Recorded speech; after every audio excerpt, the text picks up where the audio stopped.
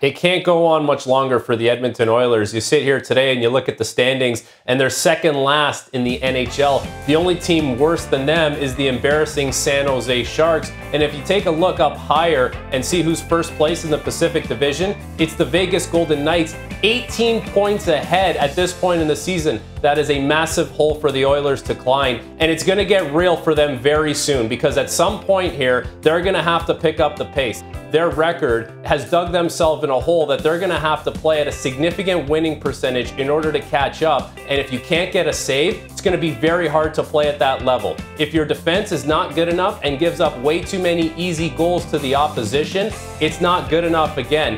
And for the forward group, who would have thought Connor McDavid wouldn't even be in the top 50 in scoring at this point in the season? I understand he's been injured, but you see what happens when the best players on the Oilers play just fine instead of superstar status. This team is not what it can be. So times are troubling for the Edmonton Oilers, and there's not just one thing you can look at and point to that you need to address. If you're going to pick the most glaring thing, it would be the goaltending. And I think Monday night's game against the Vancouver Canucks is a great example of what goaltending can do for you. The Edmonton Oilers come out flying in that game. They're all over the Canucks.